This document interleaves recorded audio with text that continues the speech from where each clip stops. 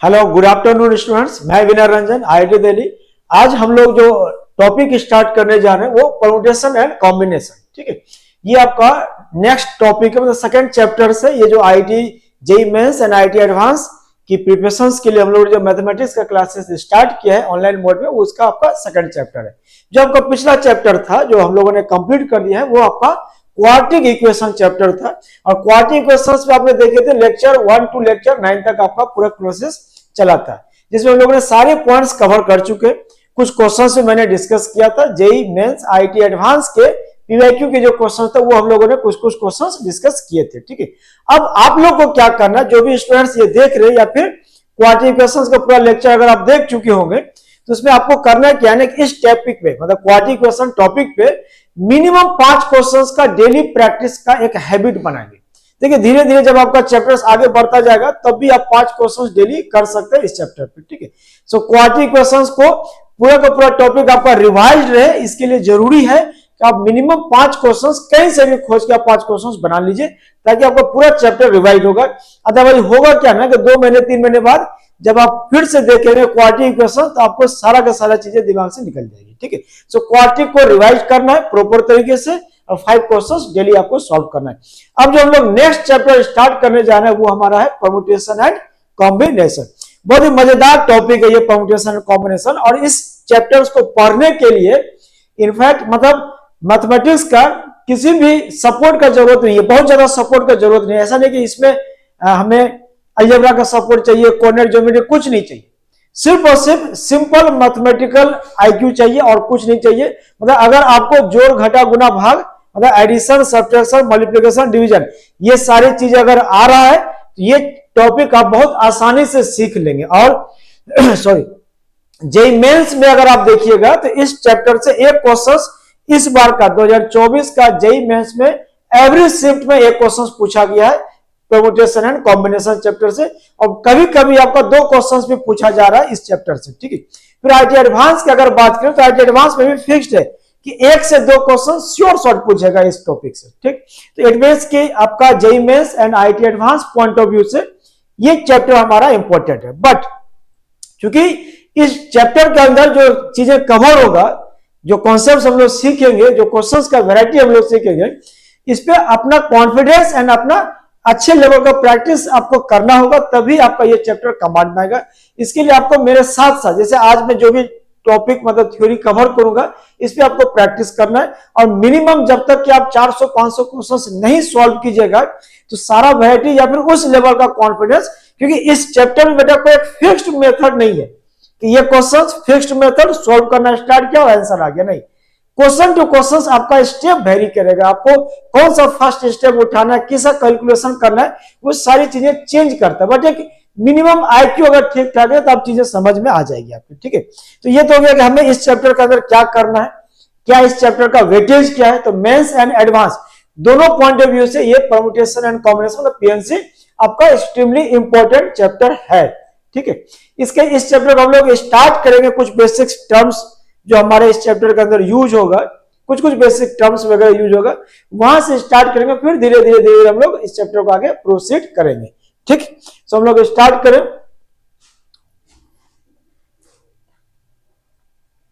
तो जैसे कुछ टर्म आपका है basic term, definition of factorial, एक टर्म है आपका फैक्टोरियल जो बार बार बेटा यूज होगा हमारे इस चैप्टर के अंदर। सो फैक्टोरियल जो वर्ड है इसको डिफाइन किया गया है कि continuous product of first and natural number is called N factorial. मतलब जैसे मान ले कि नंबर आपका 1 into 2 into 3, मतलब continuous product of first 3 natural number 1 into 2 into 3, ये कहलाएगा आपका 3 फैक्टोरियल।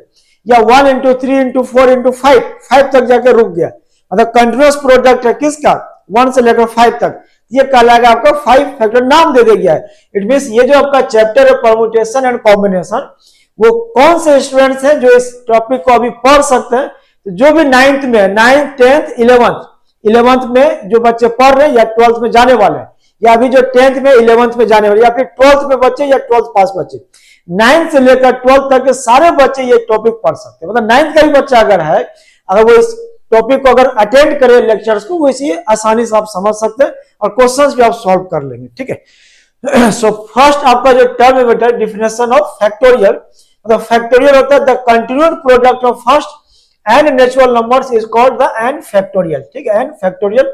और इसको डिनोट किया गया एन फैक्टोरियल को इस तरीके से, फैक्टोरियल एन या फिर एन फैक्टोरियल, ये आपका सिंबल है नोटेशन का। तो जैसे सपोज कि अपने पास 3 फैक्टोरियल लिखा हुआ है, 3 फैक्टोरियल, मतलब ये जो आपका सिंबल है ये फैक्टोरियल, जैसे आप स्क्वायर रूट का सिंबल देते हैं उसी तरीके से एक सिंबल है, इसके पीछे कोई लॉजिक नहीं सर यही सिंबल क्यों दिया, कुछ और क्यों नहीं दिया, तो ये कोई मतलब मीनिंगलेस पॉइंट्स है। कि जैसे मान लीजिए किसी बच्चे का नाम रख दिया गया कि इसका नाम ये है, विकास नाम है सपोज दैट, तो अब विकास ही क्यों, कुछ और क्यों नहीं, हो सकता है उसके पेरेंट्स ये नाम रख दिया गया कि ये नाम से ये बच्चा पूरे वर्ल्ड में अच्छा कुछ काम करेगा, ठीक है। सो 3 फैक्टोरियल अगर है तो इसका मीनिंग होता है सिंपल 1 into 2 into 3, बस इतना सा मतलब है इसका कि continuous product of first N natural number is called N factorial. So 1 into 2 into 3, जैसे बेटा मान लिया कि 1 फैक्टोरियल लिखा हुआ है, इसका मतलब फैक्टोरियल के अंदर जो वैल्यू आपका एन वहां तक आपको मल्टीप्लाई करना है, यहाँ पे एक ही है 1, तो इसका वैल्यू हो गया 1। जैसे सपोज 2 फैक्टोरियल लिखा हुआ है, 2 फैक्टोरियल मतलब इसका 1 into 2 तक जाएगा। फिर 4 factorial, it means this is 1 into 2 into 3 into 4। एक एक अगर भाई वैल्यू लिखता जाऊं तो 4 फैक्टोरियल हो जाएगा बेटा 24, 2 factorial is 2, 1 factorial is 1, 3 factorial is 6। फिर नेक्स्ट 5 फैक्टोरियल, तो ये हो जाएगा 1 into 2 into 3 into 4 into 5 which is 24 into 5 120, ठीक है। फिर 6 फैक्टोरियल, तो ये बेटा 1 से लेकर कहां तक का प्रोडक्ट होगा, 6 तक का होगा, ठीक है, ये हो जाएगा आपका 720। तो आपको 6 फैक्टोरियल तक का वैल्यू याद रखना है क्योंकि आपको क्वेश्चन सॉल्व करने में थोड़ा फास्ट रहेंगे। सो 1 फैक्टोरियल का 1, 2 फैक्टोरियल का 2, उसके बाद 3 फैक्टोरियल का value 6, 4 factorial is 24, 5 factorial is 120 and 6 factorial is 720। जो फर्स्ट टाइम इस वर्ड को सुन रहे होंगे फैक्टोरियल तो उसे लग रहा होगा ये क्या चीजें चल रहा है, समझ में नहीं आ रहा, ऐसा कुछ नहीं है, बहुत सिंपल सा वर्ड है कि फैक्टोरियल से आप रूट के अंदर आप किसी नंबर x को बैठाते हैं स्क्वायर रूट, तो आप क्या बोलते हैं सर ये टर्म आपका डिफाइंड तब होगा जब आपका x होना चाहिए ग्रेटर और इक्वल टू 0। तो इस सिंबल को यूज किया किसके लिए, स्क्वायर रूट के लिए। सिमिलरली एक सिंबल हमारा फैक्टोरियल के लिए, या तो ये मतलब फैक्टोरियल के लिए या तो ये यूज करते हैं या फिर ये यूज करते हैं। इसके अंदर अगर मान लिया कि 10 बैठ गया तो ये कहलाएगा फैक्टोरियल 10, बट अगर यहाँ 10 तो ये कहलाएगा 10 फैक्टोरियल, ठीक है, बस सिंपल है। 10 फैक्टोरियल का क्या मतलब होता है, तो सिंपली बताना है कि सर 10 फैक्टोरियल का मतलब ये होता है कि नेचुरल नंबर 1 से लेकर 10 तक का मल्टीप्लीकेशन और कुछ नहीं। सो दिस इज 1 into 2 3 4 5 6 7 8 9 10। अब इसका कितना वैल्यू होगा तो मल्टीप्लाई करके आप बता सकते हो, बट इतना ज्यादा का जरूरत नहीं पड़ता है कि 10 फैक्टोरियल का वैल्यू क्या हो सकता है, ठीक है। सो मैक्सिमम आपको 6 फैक्टोरियल तक का वैल्यू ध्यान रखना है कि 6 factorial is 720, 5 factorial 120, 4 factorial 24 and so, ठीक है। सो ये तो हो गया फैक्टोरियल है क्या चीज। फिर क्या फैक्टोरियल सिर्फ नेचुरल नंबर के लिए डिफाइन होगा या और भी किसी के लिए डिफाइन हो सकता है, तो एक आपका 0 फैक्टोरियल भी डिफाइन होता है एंड 0 फैक्टोरियल का वैल्यू होता है 1, बाय डेफिनेशन बोलते हैं, बट इसका वैल्यू निकाल भी सकते हैं, या फैक्टोरियल 0 का वैल्यू भी बेटा 1 होता है, ठीक है। सो नेक्स्ट हम लोग देखेंगे फैक्टोरियल का क्या प्रॉपर्टीज क्या है। सो प्रॉपर्टीज ऑफ फैक्टोरियल में N factorial is defined for positive integers only, positive integers के साथ साथ होल नंबर भी।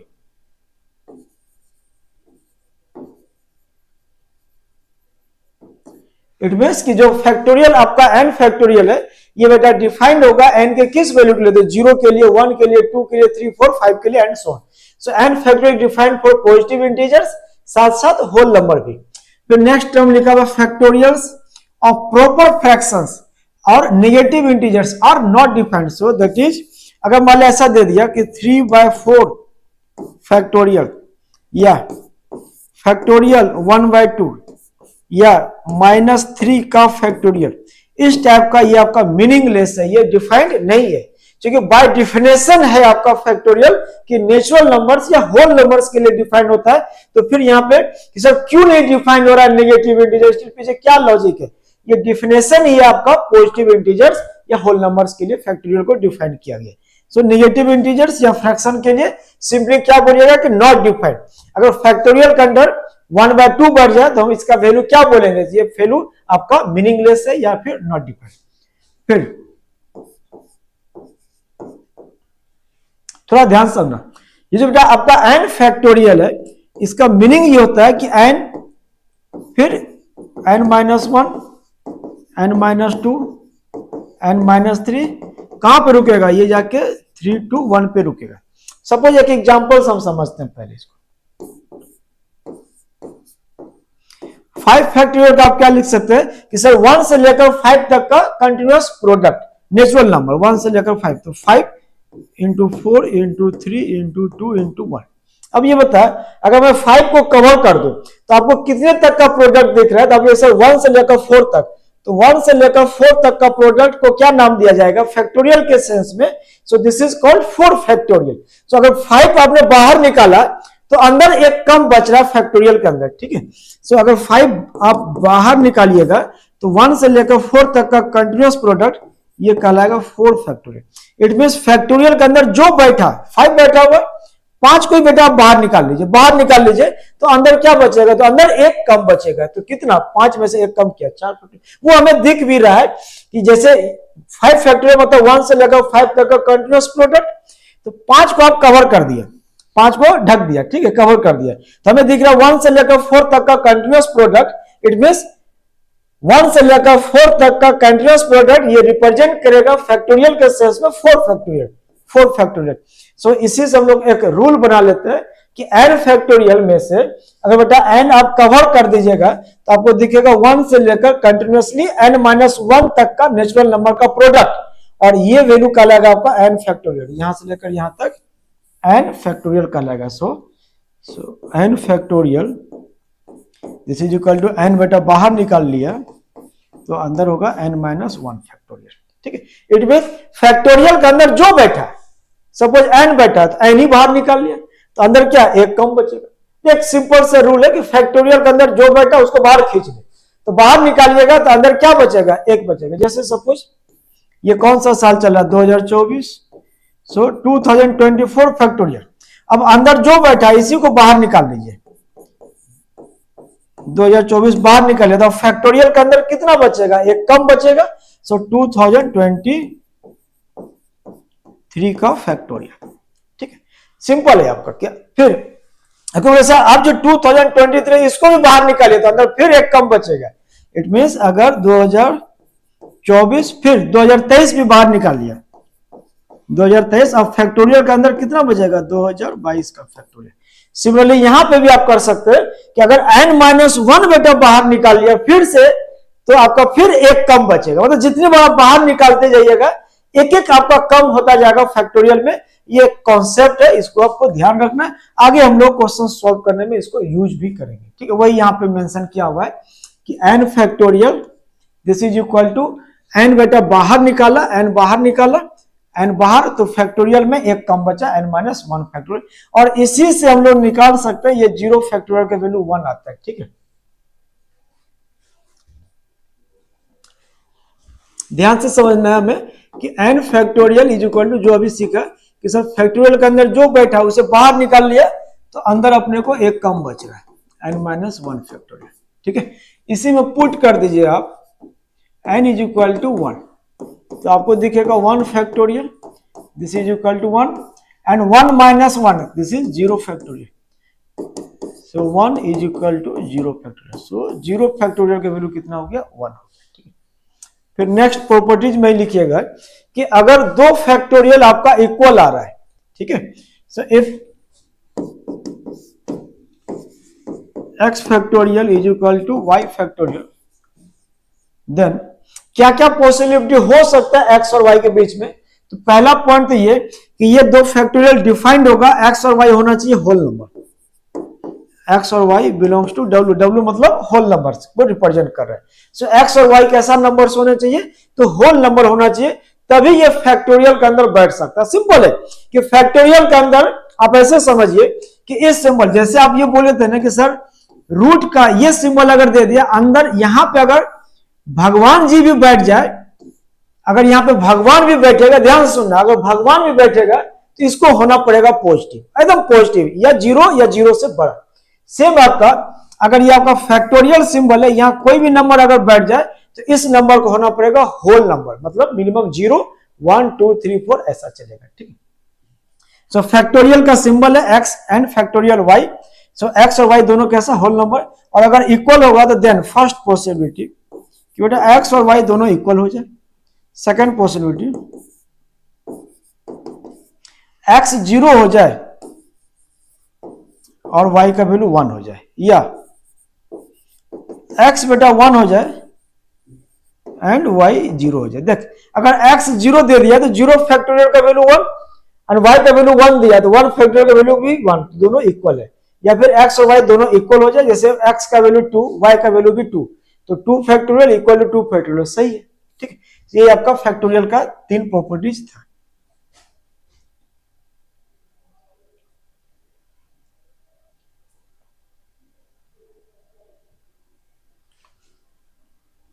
नेक्स्ट एक क्वेश्चंस फैक्टोरियल के कॉन्सेप्ट पे, ये आपका क्वेश्चन है। इससे पहले हम लोग कुछ एक बेसिक क्वेश्चंस लेते हैं, सब कुछ एकदम बेसिक।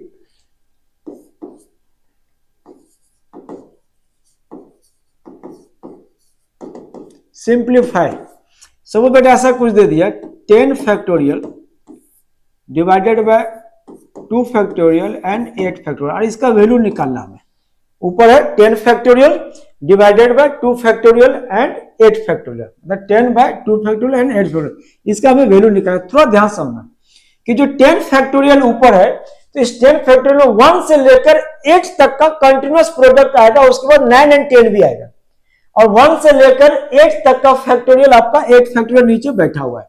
इट मींस 8 तक ऊपर कैंसिल करेगा तो ऊपर सिर्फ 9 10 बचेगा। या फिर आप अगर थोड़ा अगर देखिएगा 1 into 2 3 4 5 6 7 8 एंड 9 एंड 10, 10 फैक्टोरियल का मतलब 1 से लेकर 10 लगातार product, and divided by 2 factorial is 1 into 2 and this is 8 factorial. अब ये बता, यहां से लेकर यहां तक जो मैंने बॉक्स बनाया है, ये सर्किल 1 से लेकर 8 तक का कंटिन्यूअस प्रोडक्ट, मतलब इस गोलक का वैल्यू क्या बनेगा 8 फैक्टोरियल, और ये 8 फैक्टोरियल, ये पूरा cancel.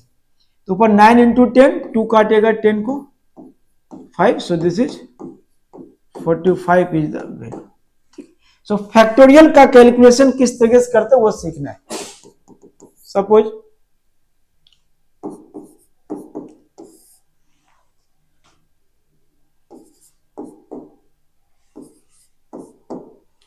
Twelve factorial divided bye 3 factorial and 9 factorial. ठीक है, अगेन 9 फैक्टोरियल में बेटा और 12 फैक्टोरियल में जब आप 1 से लेकर 12 तक कंटिन्यूअस प्रोडक्ट कीजिएगा तो 9 तक का प्रोडक्ट नीचे बैठा हुआ है वो कैंसिल आउट करेगा। तो हम लोग क्या करते हैं, डायरेक्ट लिखते हैं 9 तक तो कैंसिल हो गया, तो बचेगा कहां से 10 11 12 and divided bye 3 factorial, this is 3 2 1 6, so answer is 220 इस तरीके से। ठीक है, सो फैक्टोरियल का कैलकुलेशन किस तरीके से करना बिल्कुल आसान है, आप आसानी से इसको कैलकुलेट। आपको लगेगा बहुत लेंदी से जाएगा कि 10 फैक्टोरियल मतलब 10 तक का कंटिन्यूअस प्रोडक्ट करेंगे, नहीं, रास्ते में कुछ कुछ चीजें क्या होगा कट होना स्टार्ट हो जाएगा, जैसे कैंसिल होगा तो चीजें आपका आसान बनता जाएगा। ठीक है, सो नेक्स्ट एक क्वेश्चन आपको फैक्टोरियल के एप्लीकेशन पे कि if n factorial divided by 2 factorial and n minus 2 factorial and इतना are in the ratio of 2:1, then find the value of n। मतलब इस दो टर्म का रेशियो, मतलब डिवीजन गिवन है 2 डिवाइडेड बाय 1, तो n का वैल्यू हमें निकालना है। ध्यान समझना, जो अपने को गिवन है, अपने को ये गिवन है n factorial divided by 2 factorial into n minus 2 factorial and divided by n factorial divided by 4 factorial into n minus 4 factorial and value is 2 divided by 1। थोड़ा ध्यान देना, जो बेटा सबसे नीचे ये पलट के जाएगा सबसे ऊपर, एंड एन फैक्टोरियल कैंसिल, तो जो सबसे नीचे पलट के गया सबसे ऊपर, तो 4 factorial N minus 4 factorial and divided by 2 factorial, this is equal to 2। थोड़ा ध्यान देना, ऊपर बेटा n माइनस 4 का फैक्टोरियल, नीचे n माइनस 2 का फैक्टोरियल। ये n के टर्म में जो फैक्टोरियल है इसे हमें क्या करना, कैंसिल करना। कैंसिल तभी होगा जब ऊपर नीचे सेम फैक्टोरियल होगा। तो क्या n माइनस 2 को n माइनस 4 के टर्म में हम लोग कन्वर्ट कर सकते हैं फैक्टोरियल के टर्म में? कैसे कन्वर्ट कर सकते हैं? जब बेटा n माइनस 2 से n माइनस 2 बाहर निकाला तो अंदर एक कम, मतलब n माइनस 3, फिर n माइनस 3 भी बाहर निकाल लीजिएगा तो आ जाएगा n माइनस 4, और ऊपर आपका 4 फैक्टोरियल जिसका वैल्यू आपका 24 डिवाइडेड बाय 2 फैक्टोरियल मतलब 2, तो कैंसिल किया तो ऊपर हो गया 12 और n माइनस 4 का फैक्टोरियल। थोड़ा ध्यान देना बेटा, n माइनस 2 बाहर निकाल लिया तो अंदर एक कम बचा n माइनस 3 का फैक्टोरियल, फिर n माइनस 3 भी बाहर निकाल लिया, तो अब क्या बचा होगा n माइनस 4 का factorial and this side 2 factorial, factorial cancel, 2 से यहां 6, so 6 divided by n minus 2 and n minus 3, this is equal to 1, so 6 is equal to, इसको इधर भेजा मल्टीप्लाई कर दिया तो n square minus 5n plus 6 cancel, so यहां से मिलेगा, so n is equal to 0 and 5। पर बेटा 0 हो नहीं सकता, क्यों नहीं हो सकता? आप ऐसे समझ कि सर अगर n का वैल्यू 0 रख दिया तो यहां जो टर्म आपका बनेगा 0 फैक्टोरियल डिवाइडेड बाय माइनस 2 का फैक्टोरियल एंड नेगेटिव इंटीजर का factorial is not defined, so 0 reject हो गया, 5 एक्सेप्ट हो गया, सो n इज इक्वल टू 5। आया बात समझ में? ठीक है, तो ये आपका सिंपल एप्लीकेशन है फैक्टोरियल के कॉन्सेप्ट पे। सेकंड क्वेश्चन देखते हैं।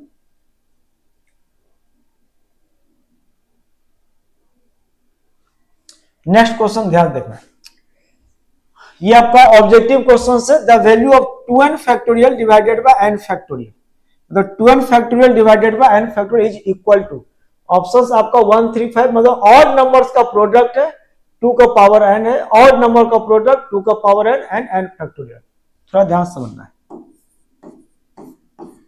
2n factorial divided by n factorial. 2n का मतलब क्या? 1 से लेकर लगातार 1 से लेकर कंटिन्यूसली 12 नंबर तक का प्रोडक्ट। ठीक है, तो इसको आप लिखिएगा 1 2 3 4 5 6 7, चलता रहा, कहां तक जाएगा? 2n तक जाएगा, नीचे बेटा आपका n फैक्टोरियल। थोड़ा ध्यान समझना है, हमें देखो 1 3 5 सारे ऑड नंबर्स को कलेक्ट करके एक जगह लाना, मतलब ऑप्शन ही आपको हिंट दे रहा है कि आप इस तरीके में सोचिए, मतलब इस डायरेक्शन में सोचिए कि 1 3 5, तो 1 3 5 इट मीन सारे ऑड नंबर्स को कलेक्ट करके इकट्ठा एक साइड करना है। तो इसमें टोटल 2n नंबर है, तो आधा ऑड आधा इवन, सो ऑड वाले को एक साथ कर लिया 1 3 5 7, फिर बेटा 9, चलता रहा। सिर्फ 2n आपका इवन नंबर आएगा, क्योंकि इवन मल्टीपल है 2, तो इसके जस्ट पहले आया होगा 2n माइनस 1, तो लास्ट खत्म होगा 2n माइनस 1 पे। इट मीन्स ये ऑप्शन तो खत्म हो गया, 2n प्लस 1 नहीं हो सकता, ये बात तो पक्का है। ठीक है, फिर इवन वाला को एक साथ कीजिए, तो 2 4 6 8 10, चलता रहा कहां तक? लास्ट आपका 2n तक and divided by n factorial. तो बेटा इस ब्रैकेट में टोटल कितने टर्म है? इसमें टोटल नंबर्स आपका n नंबर्स है, क्योंकि टोटल 2n था, तो आधा ऑड आधा इवन, तो ऑड आपने सेपरेट कर लिया, इवन आपने सेपरेट कर लिया, तो इसमें टोटल नंबर्स आपका n है। तो अब प्रत्येक नंबर में अगर देखिएगा तो 2 का मल्टीपल, यहां भी 2 है, यहां भी 2, यहां भी 2, यहां भी 2, सब में 2 बैठा हुआ है। 2 अगर आप बाहर निकालिएगा, देखिए यहां से 2 निकाला एक बार, फिर यहां से 2 निकाला 2, तो 2 का पावर 2, यहां से निकाला 3, 2 का पावर 3, तो in general total n numbers है और सभी में 2 बैठा हुआ है, 2 छिपा हुआ है। 2 अगर आप बाहर निकालिएगा तो टोटल कितना 2 आएगा? तो n टाइम्स 2 बाहर निकलेगा, तो 2 का पावर n बाहर आएगा। ठीक है, सो 1 3 5 7 एंड 2n माइनस 1, बेटा 2 2 2 बाहर निकाला तो 2 का पावर n, यहां बच गया क्या? 1 बचा, फिर यहाँ 2 बचा, 3 4।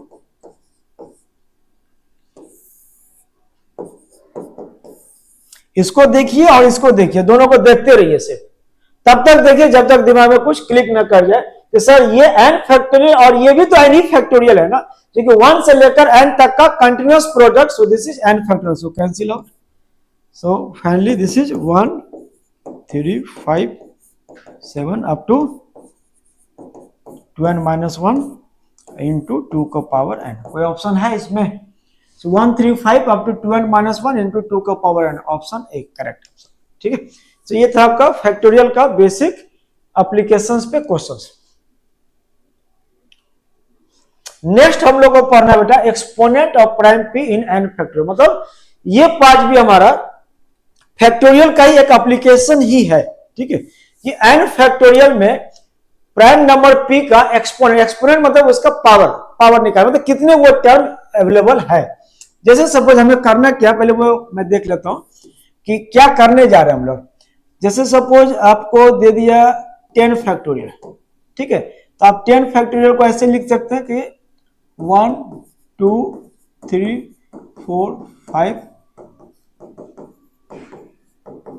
ऐसा। अब इस 10 फैक्टोरियल को आपने एक्सपेंड कर दिया 1 2 3 4 5 6 7 8 9 10 का प्रोडक्ट।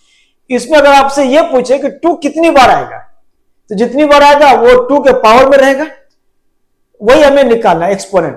2 या फिर प्राइम नंबर 3 कितनी बार आएगा, तो आपको दिख रहा होगा सर 3 एक बार यहां पे है और 3 फिर एक यहां पे और फिर 3 यहां पे, और तो कहीं नहीं है 3 है बस में। फिर अगर आपसे पूछेगा 5 कितनी बार आ सकता है, तो 5 सर एक बार यहां पे, 5 एक बार यहां पे और कहीं नहीं है।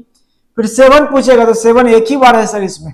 सो वही निकालना है कि इस 10 फैक्टोरियल में प्राइम नंबर 2 वो कितनी बार आएगा, एक्सपोनेंट के रूप में आपको बताना है। तो जो जितनी बार आएगा उसके माथे पे दिखेगा। अगर 2 मान लो 5 बार आएगा तो 2 का पावर 5। अगर 3 यहां पे दिख रहा है, एक यहां और 2 यहां, तो टोटल 4 बार, तो 3 का पावर 4 आपको दिखेगा। ठीक है, वही हमें निकालना है। इसको हम लोग इस तरीके से रिप्रेजेंट करते हैं।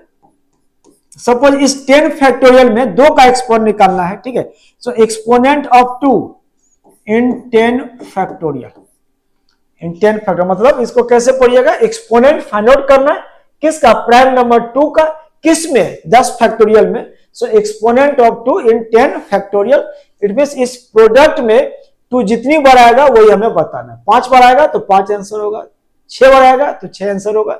देखते हैं कितनी बार आएगा।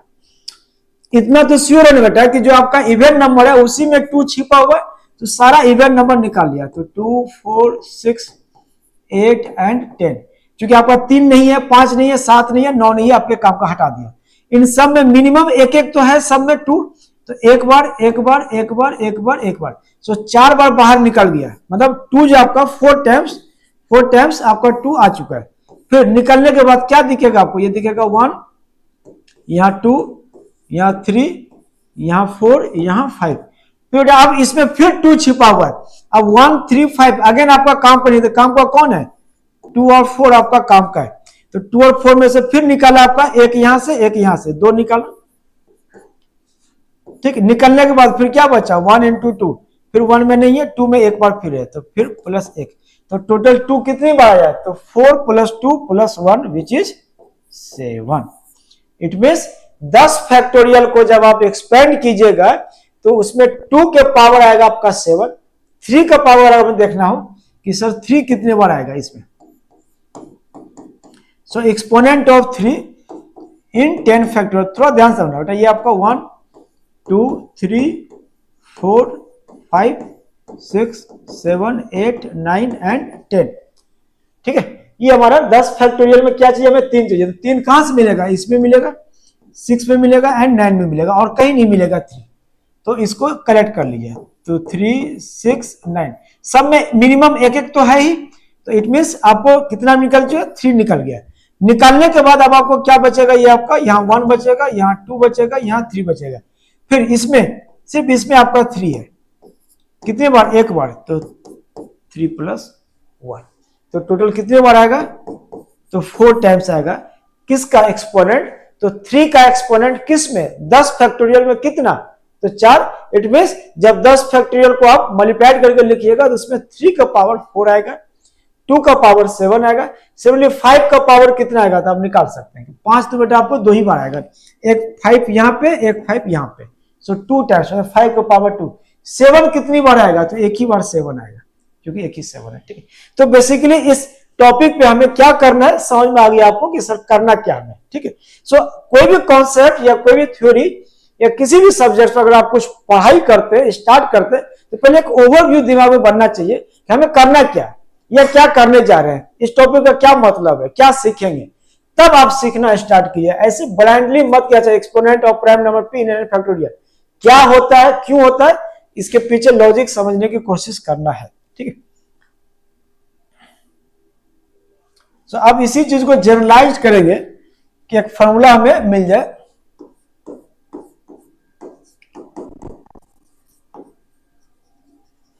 एक्सपोनेंट ऑफ ए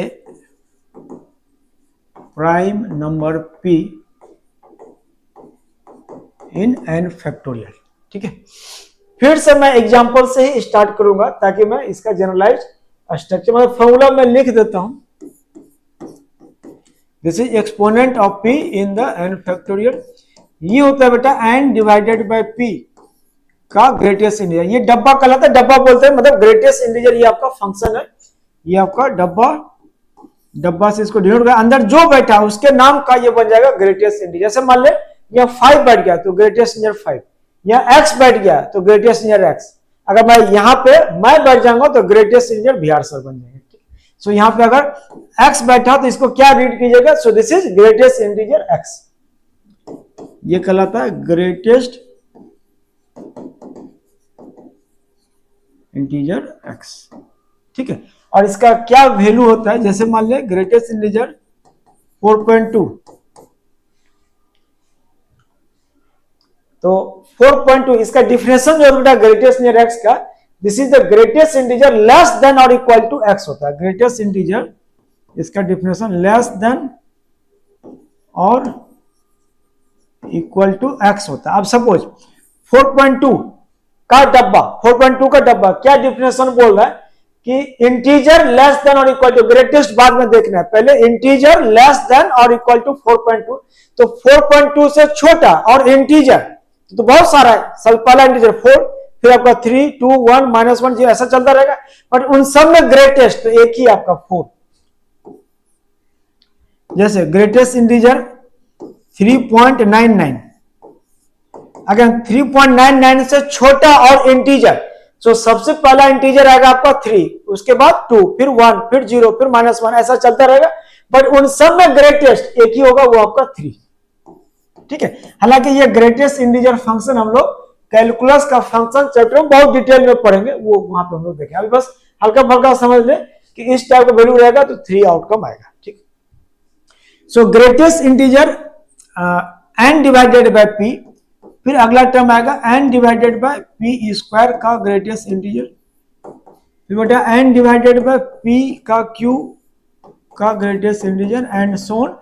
कहां तक ये चलता रहेगा, जब तक ये वैल्यू बेटा अगर मान लिया ग्रेटेस्ट इंटीजर 0.11 दे दिया, अब ध्यान से समझना है 0.11 है और डिफिनेशन क्या बोल रहा है, ये आपका x की जगह पे बैठा हुआ है, x से छोटा मतलब 0.11 से छोटा और इंटीजर, तो 0.11 से छोटा आपका जो इंटीजर आएगा वो पहला इंटीजर 0 आएगा, उसके बाद -1 -2 -3 ऐसा, और उन सब में ग्रेटेस्ट तो होगा 0। इसका मतलब अगर x का वैल्यू 0 पॉइंट समथिंग डब्बा के अंदर जाएगा, वो वैल्यू क्या बना देगा, उसे 0 बना देगा, ठीक है। सो तब तक जाएगा जब n divided by p q, मतलब ये रेशियो अगर 0 और 1 के बीच में मतलब 1 से कम आ रहा है तो उसका डब्बा क्या दे देगा, 0 दे देगा, तो वहां पे जाके हमें रुक जाना है, ठीक है। ये फॉर्मूला क्यों आता है, कहां से आता है, वो हमें देखना है। एक्सपोनेंट ऑफ 2 इन 10 फैक्टोरियल, थोड़ा ध्यान समझना, 10 फैक्टोरियल में 2 का एक्सपोनेंट निकालना हमें, सो this is 1 into 2 into 3 into 4 into 5 6 7 8 9 10, ठीक है। इतना पता हमें कि जो टू आपको आएगा, सारे इवन नंबर्स में एक एक टू आएगा, सारे इवन नंबर्स में आएगा। तो सारे इवन नंबर्स को कलेक्ट किया, 2, 4, 6, 8 एंड 10। इन सब में मिनिमम एक एक तो है, सब में एक एक टू बैठा हुआ है, ये तो दिख रहा है हमें। तो टोटल कितना टू आपको दिखाई दिया, तो टोटल 5 टू हमें दिखाई दिया, 5 टू। ठीक, फिर टू निकालने के बाद अब क्या बचेगा, यहाँ पे 1 बचेगा, यहाँ 2 बचेगा, यहाँ 3, यहाँ 4, यहाँ 5। फिर बेटा 1, 3, 5 आपका काम का नहीं, फिर काम का कितना है 2 एंड 4। फिर इसमें एक एक और बच रहा है, तो फिर कितना 2 मिला, तो 2 को मिल गया। फिर ये निकालने के बाद यहाँ बचेगा बेटा 1, यहाँ 2, फिर इसमें एक ही बच रहा है, तो +1। इसके बाद आपको 2 नहीं मिलेगा। अब देख इसी चीज को जो 5 था आपका 10 डिवाइडेड बाय 2 का डब्बा, 10/2 का वैल्यू 5, और डब्बा के अंदर अगर इंटीजर बैठेगा तो बॉक्स आपका इंटीजर ही आउटकम देगा। फिर अगला 2 है, इसको लिखा है ऐसा 10 डिवाइडेड बाय 2 का स्क्वायर का डब्बा। ध्यान समझना, 2 का स्क्वायर मतलब 4, 10 डिवाइडेड बाय 4 का जो वैल्यू होगा वो 2 पॉइंट समथिंग मतलब 2.5। सो बॉक्स के अंदर 2.5, तो बॉक्स का वैल्यू हो जाएगा आपका 2। फिर बेटा आपका आएगा 10 डिवाइडेड बाय 2 का power 3, it mean 10 divided by 8, 10 divided by 8 का जो वैल्यू आएगा आपका वो 1 पॉइंट समथिंग। सो 1 पॉइंट समथिंग का बॉक्स आपका 1 पॉइंट समथिंग का बॉक्स 1 पॉइंट कुछ भी रहेगा वो आपका क्या दिया 1, आपका 1 आया। फिर इसके बाद 10 डिवाइडेड बाय 2 का पावर 4, इसका मतलब ये 10 नीचे 16 आ रहा है, so it means 0 point something, तो ये डब्बा का वैल्यू 0, आगे सब 0 देता जाएगा, मतलब यहीं पे आके रुक जाना है यहां तक। सो यहां से लेकर यहां तक, सो इसको आपको दिख रहा है 5, 2, 1, सो 5, 2 एंड 1, तो टोटल कितना आपका मिल रहा है 8। ठीक है, सो टोटल कितना आ रहा है आपका 8 आ रहा है। अगर इस फॉर्मूले से भी जाइएगा तो आपको सेम मिलेगा, आपको 8 टाइम्स जो आपको 2 मिलेगा, किस में, इस 10 फैक्टोरियल के एक्सपेंशन या प्रोडक्ट करें तो जो भी। सो इन 10 फैक्टोरियल एक्सपोनेंट ऑफ 2 इज 8। ठीक है, तो इसका वैल्यू हो जाएगा आपका 8, इसका वैल्यू हो जाएगा।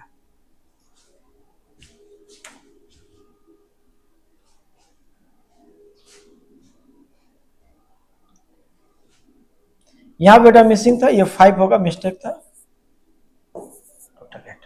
1, 2, 3, 4, 5, इस 5 में से हर एक में आपका 2, 2, 2 है, सो दिस इज 5। सो नेक्स्ट हम लोग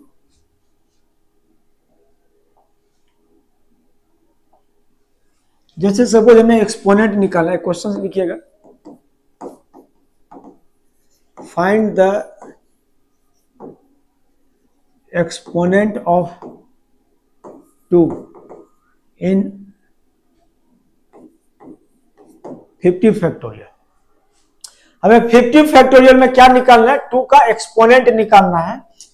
तो फॉर्मूले से हम लोग, so exponent of 2 in 50 factorial, so this is equal to, formula क्या था बेटा 50/2 का बॉक्स मतलब डब्बा, फिर 50/2 स्क्वायर मतलब 4, 50/2 क्यूब 8, 50/16 2 का पावर 4, 50/32। इसके बाद ध्यान रखना 50/64, यहां पे आके रुक जाना। क्यों रुक जाना यहाँ पे, क्योंकि 50 डिवाइडेड बाय 64 ये 0 पॉइंट समथिंग, और 0 पॉइंट समथिंग का बॉक्स मतलब डब्बा वैल्यू, ग्रेटेस्ट इंटीजर वैल्यू वो आपका 0 दे देगा, मतलब यहीं पे आके रुक जाना है। इसके बाद सब 0 बनना स्टार्ट हो जाएगा। अब देख 50 डिवाइडेड बाय 2 विच इज 25, 25 का integer part 25, 50 divided by 4 this is 12 point something, 12 point something का box this is 12, 50 divided by 8, 50 divided by 8 12 point something divided by फिर 2 6 पॉइंट समथिंग आएगा, 6 पॉइंट समथिंग का बॉक्स तो 6। ठीक है, 50 डिवाइडेड बाय 16 ये आ जाएगा बेटा आपका 3 पॉइंट समथिंग, 3 पॉइंट समथिंग का box this is 3, 50 divided bye 32 ये देगा 1 पॉइंट समथिंग दिस इज 1, वो आपका 0। सो टोटल कितना आ रहा है आपका, ये आपका 10 plus 12, 22, 22 plus 25, 47। So total 50 factorial में 2 का एक्सपोनेंट कोई आपसे पूछे, सो 2 कितनी बार आएगा इस 50 फैक्टोरियल में, तो आप बोले सर टोटल 47 टाइम्स 2 आएगा इस 50 फैक्टोरियल में। ठीक है, सेम अगर हमें इसमें एक्सपोनेंट निकालना हो 5 इन 50 factorial, exponent of prime number 5 in the 50 factorial निकालना। ठीक है, थोड़ा ध्यान देखना। सो क्या है फॉर्मूला आपका, 50 divided bye 5 first, 50 divided bye 5 square, this is 25, and 50 divided bye 5 का क्यूब 125। इसके बाद रुक जाना, क्यों रुक जाना है, क्योंकि इसके बाद जो बेटा आपका वो ये 0 पॉइंट समथिंग ये बन जाएगा, तो आगे सब 0 देना स्टार्ट हो जाएगा। ठीक, अब 50 divided bye 5 which is 10, 50 divided bye 25 which is 2, 2 का डब्बा 2, ये आपका 0, सो दिस इज आपका 12 आ गया। ठीक है, अब ध्यान समझना यहां पे। सो 50 फैक्टोरियल में 2 कितनी बार आया, 47 टाइम्स आया, एंड 5 कितनी बार आया, 12 टाइम्स आया। और आपको पता है कि मल्टीप्लीकेशन में जब एक 2 और एक 5 जब मल्टीप्लाइड होगा तो एक 0 प्रोड्यूस करेगा। ठीक है, जब एक 2 और एक 5 मल्टीप्लाइड होगा तो एक 0 प्रोड्यूस करेगा। सो इट मींस अगर मुझे 50 फैक्टोरियल में नंबर ऑफ जीरोज निकालना हो कि इसमें कितने जीरो जाएगा, तो हमें यह काउंट करना है कि इसमें कितना 2 और कितना 5 आएगा। सो 5 हमारे पास 12 है, 47 हमारे पास 2 है, तो जितना 5 उतना 2 चाहिए एक 0 बनाने के लिए, तो 12 5 है, तो बेटा 12 यहां से निकाल लीजिए 2, तो it means 12 number of zero जाएगा इस 50 फैक्टोरियल के मल्टीप्लीकेशन में। So at the end of 50 factorial number of zeros अगर आपसे पूछेगा तो आप ये निकाल लीजिए कि 5 कितने बार आया, क्योंकि जितने बार 5 आएगा उससे ज्यादा आपका 2 आएगा, तो जितने बार 5 आएगा उतने नंबर ऑफ जीरो जाएगा। सो 5 आ रहा है 12 टाइम्स, इट मींस 12 जीरो जाएगा 50 फैक्टोरियल के एंड में। ठीक है, इस पे क्वेश्चंस आईआईटी में पूछा हुआ भी है।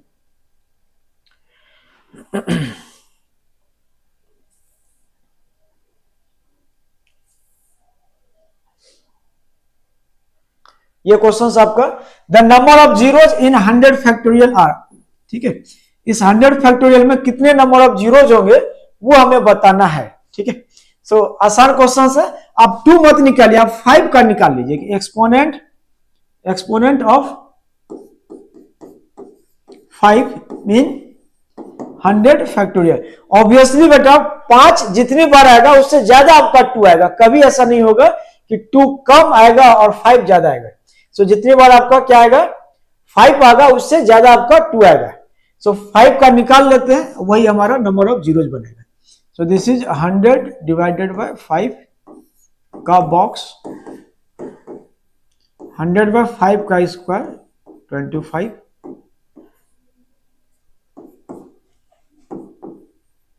100 बाय 5 का क्यूब 125। बस इसके आगे रुक जाना, क्यों रुक जाना है, क्योंकि ये वैल्यू आपका 0 पॉइंट समथिंग का डब्बा आपका 0 दे देगा। सो यहां से बेटा आपका बन जाएगा 100 बाय 5, दिस इज 20 का बॉक्स 20, 100 बाय 25 4 का डब्बा 4, सो दिस इज 24। सो 24 टाइम्स 5 आएगा, एंड 2 जो आएगा बेटा इस 100 फैक्टोरियल में ऑब्वियसली वो 24 से ज्यादा रहेगा। हमें चाहिए जितना 5 उतना 2, तो 5 आपका 24 टाइम्स उतना 2 आप यूज कीजिएगा 100 फैक्टोरियल में से, तो टोटल 24 आपका जीरोज बनेगा इस 100 फैक्टोरियल में। ठीक है, फिर नेक्स्ट क्वेश्चन हम लोग देखते हैं।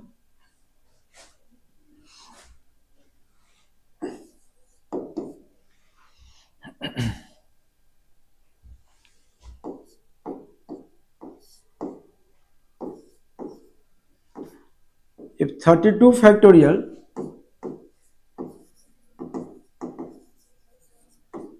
is divided by 2 to the power k, then find the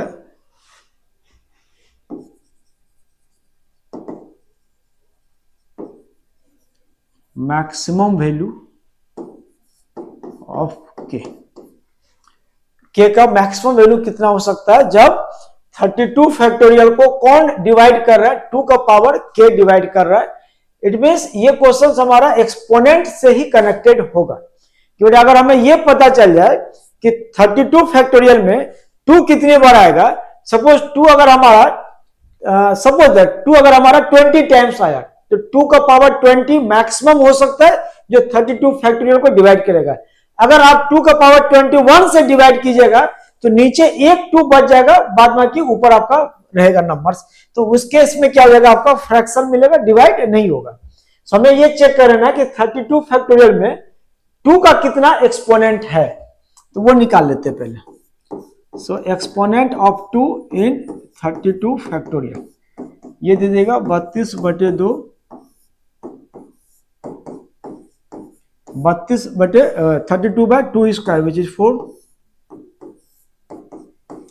32/2 Q 8,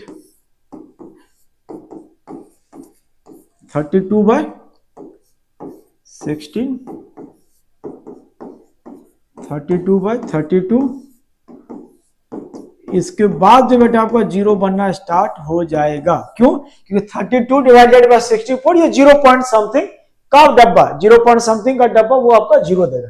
देखते हैं यहाँ पे 32/2 विच इज 16, 8, यहाँ 4, यहाँ 2, यहाँ 1, ठीक है। ये हो जाएगा आपका 24 plus 4 28 plus 2 30 plus 1 31। It means 32 factorial this is equal to, आप लिख सकते हैं 2 का पावर 31 इंटू एनी इंटीजर, वो मान लिया इंटीजर वो आपका कैपिटल एन है।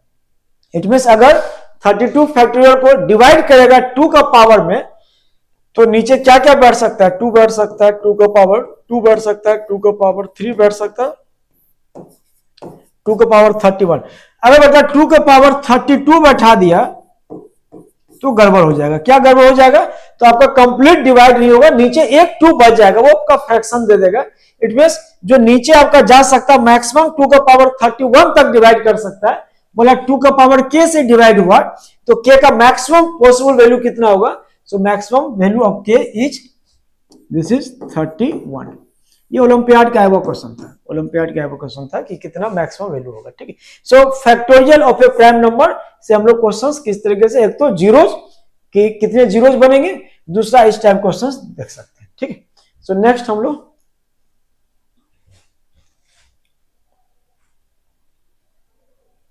अब आ जाओ नेक्स्ट परम्यूटेशन एंड कॉम्बिनेशन में, जो हमें बेसिकली इस चैप्टर्स में जो हमें पढ़ाई करना है, काउंटिंग के बारे में हमें पढ़ना है, काउंटिंग के बारे में।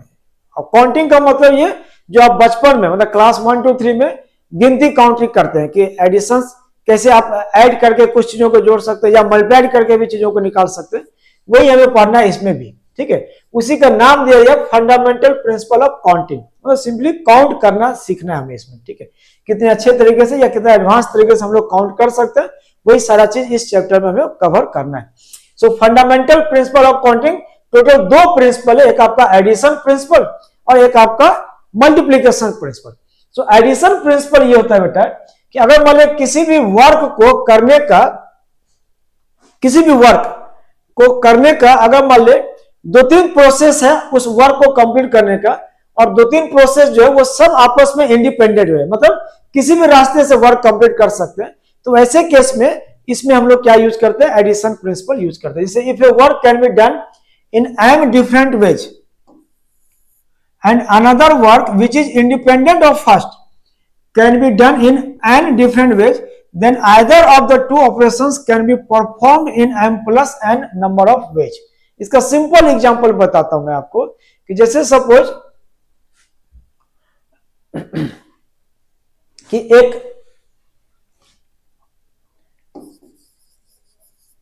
एक क्लास में जो है बेटा आपका 10 बॉयज है एंड 5 गर्ल्स है। थोड़ा ध्यान समझना, एक क्लास में टोटल आपका 10 बॉयज एंड 5 गर्ल्स है, और जो हमारा वर्क है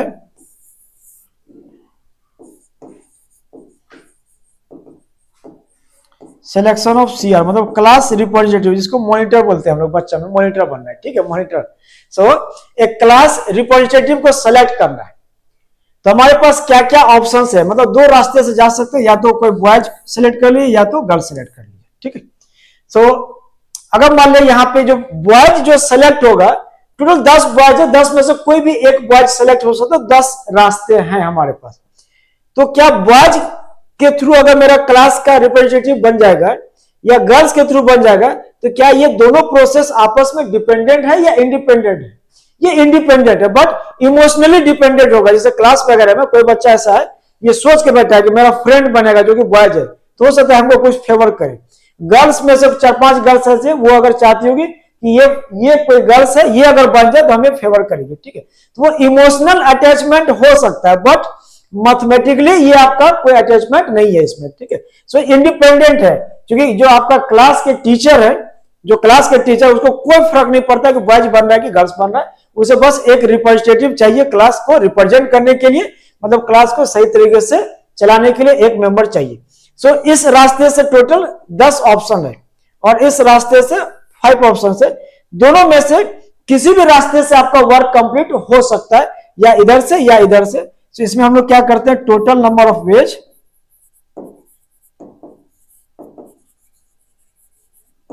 this is equal to 10 + 5 which is 15।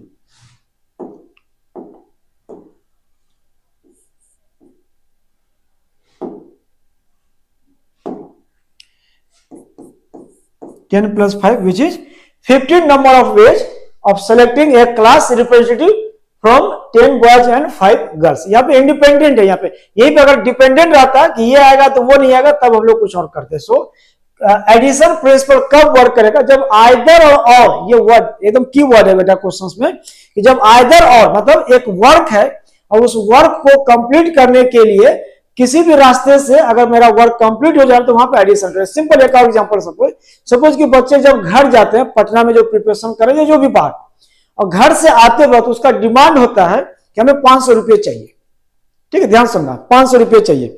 So 500 work completed कब कहलाएगा, जब उसके जेब में 500 चला जाएगा। अब ये मायने नहीं रखता है कि वो 500 रुपये किधर से आया, मतलब मम्मी साइड से आया या उसके पिताजी दिए, उसका बड़ा भाई बहन दिया, इससे कोई मतलब नहीं है। सो कहीं से भी उसका 500 रुपया आ जाए उसके जेब में। सो टोटल कितने तरीके से वर्क कंप्लीट हो जाता है, उसमें हम लोग क्या करेंगे, ऐड कर देंगे सारा प्रिंसिपल, ठीक है। सो ये आपका कुछ कुछ वर्ड है जिसको आपको ध्यान रखना है कि जब आइदर और रहे क्वेश्चंस में, आइदर और, तो वहां पे बेटा मतलब किसी भी वर्क को कंप्लीट करने का, अगर जैसे मान लीजिए आपका वर्क है, ठीक,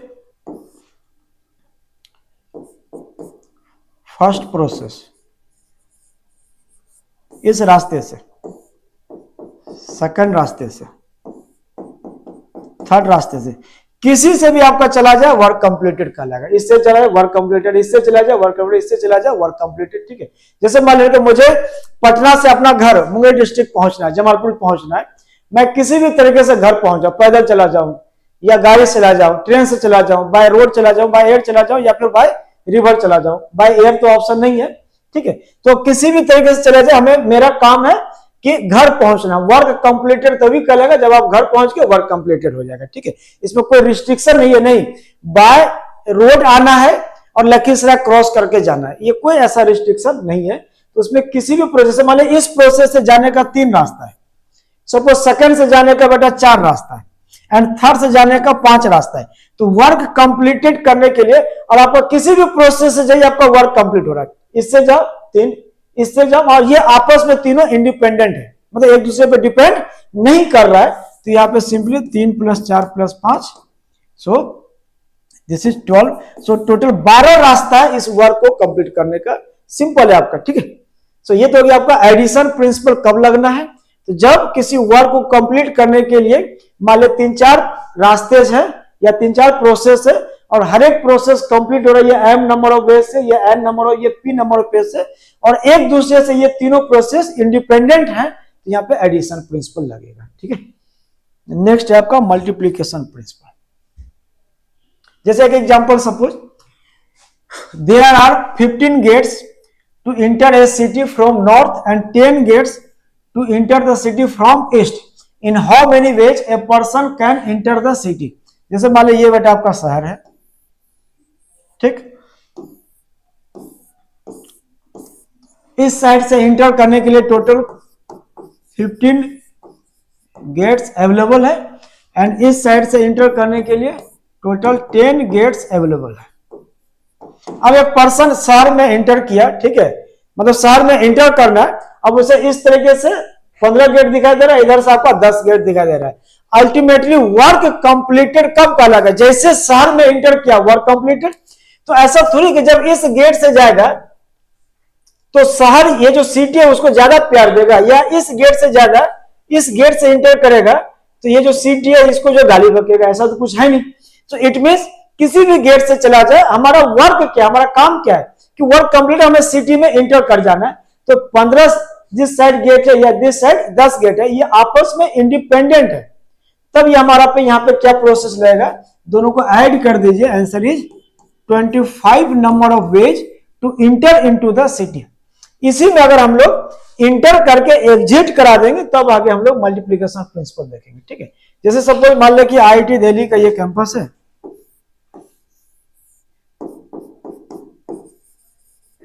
जब आप आईआईटी दिल्ली जाइएगा तो कैंपस आपको दिखेगा, वहां पे बहुत तरह का गेट है, मतलब hostel gate, main building gate, Jia Sarai gate, Katoria Sarai, Kalu Sarai, इस टाइप का गेट है, ठीक है।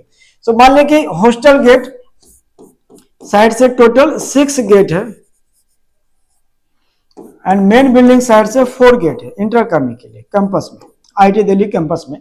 सो a students wants to enter into the campus IIT Delhi, तो कितने तरीके से वो इंटर कर सकता है। सो टोटल आपका 6 गेट यहाँ अवेलेबल है, 4 गेट यहाँ अवेलेबल है, तो टोटल 10 तरीके से वो कैंपस में इन कर सकता है। टोटल कितना, टोटल 10 वेज में ये आपका 10 तरीके से कैंपस में इन कर सकता है। क्योंकि आपका किसी भी गेट से जाए, ये नॉर्थ साइड का गेट या साउथ साइड का गेट आपस में कैसा इंडिपेंडेंट है, इसलिए यहाँ पे हम लोग एडिशन प्रिंसिपल लगाते हैं, आइदर और, ठीक है, या तो इधर से जाए या तो इधर से जाए। नेक्स्ट, देयर आर 15 स्टूडेंट्स, यहाँ पे इन होगा, in a class in which 10 are boys and 5 are girls. The class teacher selects either a boy और a girl for monitor of the class. Same question से कि एक class में total 10 बच्चे हैं आपके बॉयज एंड 5 है आपका गर्ल्स। एक मॉनिटर सेलेक्ट करना है, या तो बॉयज बन जाए मॉनिटर या तो गर्ल्स बन जाए मॉनिटर। एक दूसरे से आपका डिपेंड नहीं कर रहा है, ये मैथमेटिकली डिपेंड नहीं कर रहा है, बट इमोशनली डिपेंड करेगा। अगर बॉयज सेलेक्ट होगा, लड़की लोग हो सकती है नाराज हो जाए, ठीक है। अगर गर्ल्स सेलेक्ट हो जाए, हो सकता है बॉयज लोग नाराज हो जाए, यार अब मेरा बदमाशी नहीं चलेगा, ये कंप्लेन करेगी करेगी, बहुत खड़ूस लड़की है। तो ऐसा हो सकता है, बट मैथमेटिक्स को कोई फर्क नहीं पड़ता है कि आप क्या है नहीं है।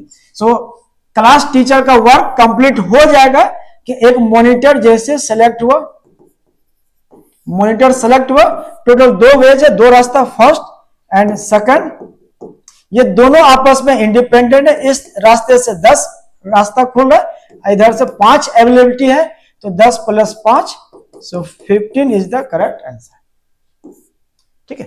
सो पीएनसी के क्वेश्चंस में आपको वर्ड पकड़ना ज्यादा जरूरी, मतलब क्वेश्चंस अगर समझ में आ जाए तो कब एडिशन लगाना, कब मल्टीप्लिकेशन लगाना, वो आसान हो जाते हैं, ठीक है। Next fundamental principle of counting में ही सेकंड है आपका बेटा मल्टीप्लिकेशन प्रिंसिपल, ठीक है। एडिशन प्रिंसिपल था, अभी आपका क्या है, मल्टीप्लिकेशन प्रिंसिपल। ये क्या बोलता है ना कि अगर मान ले किसी भी वर्क को कंप्लीट करने का, जैसे मान ले बेटा ये आपका वर्क है, ये कहलाएगा कंप्लीटेड फर्स्ट प्रोसेस, स्टेप 1, फिर आपका स्टेप 2, फिर आपका स्टेप 3। इस स्टेप 1 को करने के लिए मान लीजिए टोटल आपका 4 ऑप्शन है, मतलब 4 तरीके से स्टेप 1 कर सकते हैं, फिर स्टेप 2 आप 3 तरीके से, फिर ये आपका 5 तरीके से। जब 1, 2, 3 तीनों कंप्लीट होगा तभी कहलाएगा वर्क कंप्लीटेड। मतलब आपको स्टेप 1 भी जाना है, फिर स्टेप 2 भी कंप्लीट करना है, स्टेप 3 भी कंप्लीट करना है, तभी आपका कहलाएगा ये वर्क कंप्लीटेड। तो इस केस में क्या हो गया ना कि आपका 1 करना और 2 करना और 3 करना तीनों जरूरी है, तीनों आपस में डिपेंडेंट है आपका ये तीनों स्टेप, कि स्टेप 1 जो है वो किस रास्ते से कंप्लीट हुआ, ये डिपेंड करेगा स्टेप 2 अब कैसे आगे प्रोसीड करेगा। तो इस केस में हम लोग क्या करते हैं, मल्टीप्लिकेशन प्रिंसिपल लगाते हैं। वही आपका लिखा हुआ है कि if one operation can be done in m different ways and another operation 2 can be performed in n different ways, then total number of ways in which both of these can be performed together is m/n। मतलब दोनों process एक साथ complete करने के लिए multiplied करना है m/n। If there are more than 2 operations to be done then the total, मतलब अगर m और n से ज्यादा तो m into n into p इस टाइप से कर सकते हैं, ठीक है। इसका एक सिंपल एग्जांपल समझिएगा। अभी जो बेटा आपने IIT दिल्ली में इंटर किए थे,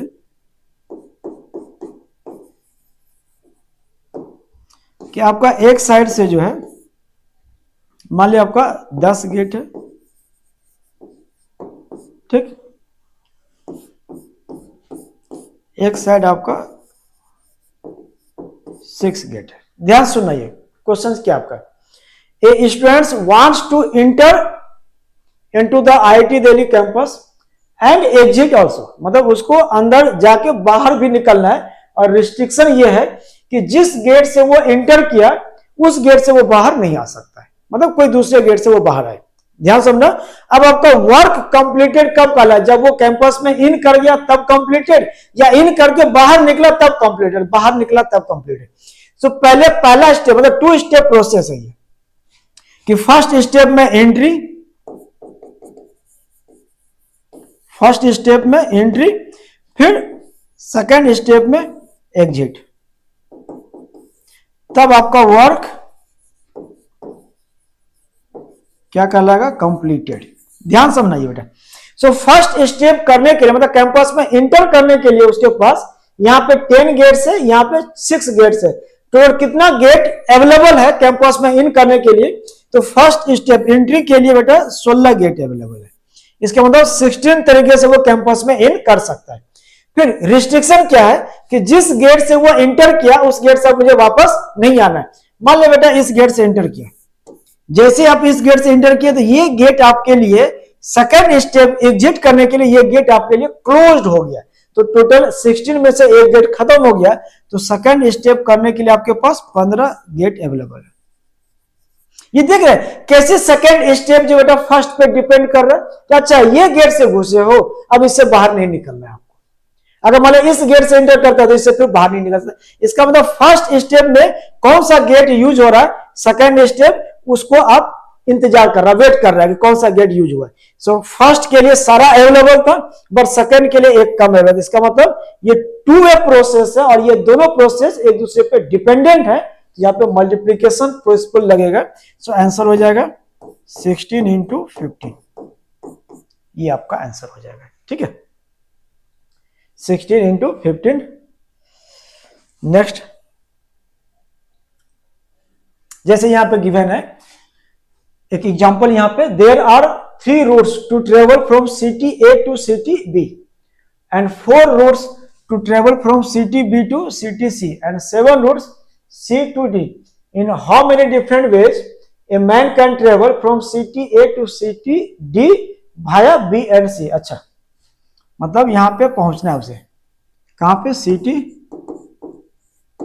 D पहुंचना है, C ये आपका B और ये आपका A। मतलब यहां पे जैसे पहुंचा सिटी D पे हमारा वर्क कंप्लीट हो गया।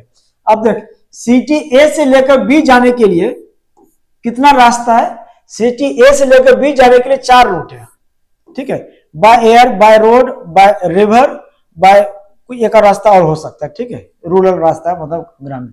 सो 4 आपका रास्ता ए से बी जाने के लिए। फिर बी से सी जाने के लिए there are 3 routes to travel from city A to city, sorry 3 routes है, 3 रूट्स है, and city A to city and 4 routes to travel from city B to सी।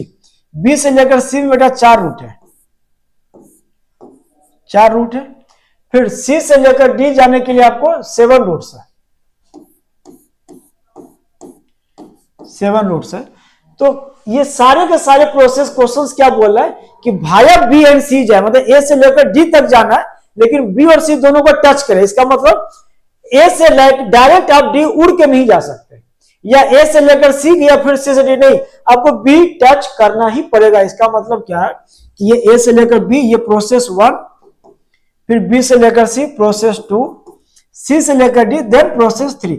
जब ये 1 2 3 ये तीनों प्रोसेस कंप्लीट करेगा तब हमारा कहलाएगा वर्क कंप्लीटेड। तो इस केस में हम लोग डिपेंड कर रहा है 1 से 2 2 से 3, तो यहाँ पे क्या लगेगा, मल्टीप्लीकेशन प्रिंसिपल लगेगा। सो आंसर 3 × 4 × 7, ये आंसर हो जाएगा आपका, ठीक है। सो विच इज 84 हो जाएगा, ठीक। तो ये तो आपका मल्टीप्लीकेशन प्रिंसिपल में जब एंड लगेगा बेटा, एंड लगेगा तो वहां पे हमें मल्टीप्लीकेशन प्रिंसिपल लगाना, या फिर ये देखना है कि किसी भी वर्क को करने के लिए अगर 3 प्रोसेस है और तीनों प्रोसेस आपस में डिपेंडेंट है, तो वैसे केस में हम लोग क्या करते हैं, मल्टीप्लीकेशन प्रिंसिपल लगाते हैं। जैसे सपोज एक और एग्जांपल, ध्यान समझना,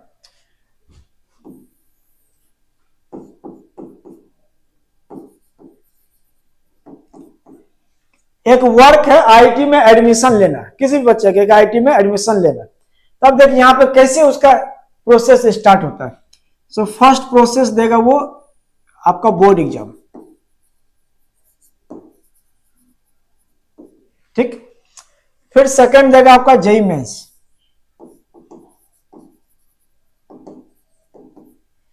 फिर देगा आईटी एडवांस। क्या ये तीनों, जैसे बोर्ड एग्जाम में बेटा रिस्ट्रिक्शंस है कि बिना 75% स्कोर किए आप आईटी एडवांस मतलब आईटी में एडमिशन नहीं ले सकते। 75% है सीबीएसई वालों बच्चों के लिए, और 20% मतलब टॉप 20% में आपका है किसका, बोर्ड एग्जाम्स के लिए, ठीक है। ध्यान समझना, मान लो बोर्ड एग्जाम्स में 75% एंड एबव लाने के लिए उस बच्चे के पास टोटल 5 रास्ता है, मतलब 5 मेथड है या 5 रास्ते, 5 नंबर ऑफ वेज। फिर जेईई मेंस में जो बच्चा अच्छा करेगा, टोटल नंबर ऑफ स्टूडेंट जितने अपियर होते हैं उसमें से जो जेईई मेंस में क्वालिफाई करेगा वही आईटी एडवांस देगा। तो क्या ऐसा हो सकता है कि बिना जेईई मेंस क्वालिफाई किए वो आईटी एडवांस में अपियर हो जाए? नहीं हो सकता है। या बोर्ड एग्जाम में फेल हो जाए और जेईई मेंस में लिख दे, नहीं हो सकता है। फिर आईटी एडवांस निकालने का, पहले जेईई मेंस का, जेईई मेंस निकालने के लिए मान लिया कि 4 प्रोसेस है। आईटी एडवांस के लिए 2 रास्ता है कि या तो वो मेहनत से बच्चा पढ़ा है या तो पूरा पूरा तुक्का मारा है, ठीक है। ये 2 रास्ते हैं। सो ये वर्क कंप्लीटेड आईटी एडमिशन तभी जाएगा जब यहां तक आपका वर्क कंप्लीट होगा और ये तीनों प्रोसेस आपस में डिपेंडेंट है, तो मल्टीप्लाई कर दीजिए। सो 5 × 4 20 × 2 40। सो टोटल 40 रास्ता है, 14 नंबर ऑफ वेज, जितने तरीके से कोई भी स्टूडेंट्स आईटी में एडमिशन ले सकता है। पहला उसका बोर्ड एग्जाम अच्छा हो, फिर आपका जेईई मेंस अच्छा हो, फिर आईटी एडवांस अच्छा हो, ठीक है। ये मल्टीप्लिकेशन प्रिंसिपल को किस तरीके से हम लोग यूज करके क्वेश्चन सॉल्व कर सकते हैं वो है हमारा। फिर नेक्स्ट,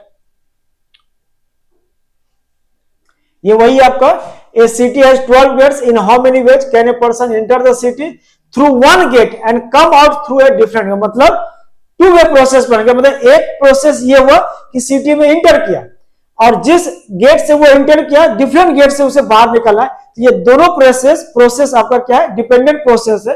तो इंटर करने के लिए 12 गेट अवेलेबल है, किसी से भी जा सकता है 12, बट एग्जिट करने के लिए बेटा एक गेट उसका कम हो जाएगा 11, तो 12 × 11 हो जाएगा। 12 × 11 132 इसका आंसर हो जाएगा। नेक्स्ट हम लोग अगली क्लास में करेंगे, नेक्स्ट क्लास में करेंगे जब अब मल्टीप्लिकेशन प्रिंसिपल का एप्लीकेशन, कि सपोज मुझे डिजिट बनाना है, मतलब नंबर्स बनाना है 5 डिजिट का, 6 डिजिट का, 4 डिजिट का, जो डिविजिबल हो 2 से, डिविजिबल हो 3 से, या ending with 0 and starting with 5, इस टाइप का जो वेराइटी है आपका, एक बहुत बड़ा वेराइटी है, बहुत सारे क्वेश्चंस इस पे बनते हैं और जेईई मेंस में बहुत सारा क्वेश्चन इस पे पूछा हुआ है। सो अगली क्लास में हम लोग इस टॉपिक पे क्वेश्चंस प्रैक्टिस करेंगे कि 5 डिजिट का नंबर बनाना है जो 5 से डिविजिबल हो, 3 से डिविजिबल हो, और नंबर हो, एंड करे इसको, स्टार्ट करे इससे, इस तरीके का नंबर, ठीक है। सो अगली क्लास में हम लोग देखेंगे। सो आज का क्लास बिल्कुल बेसिक था, फैक्टोरियल हम लोगों ने डिफाइन किया and fundamental principle of counting. अगली क्लास में हम लोग इसके आगे कंटिन्यू करेंगे, ठीक है। चलिए, थैंक यू।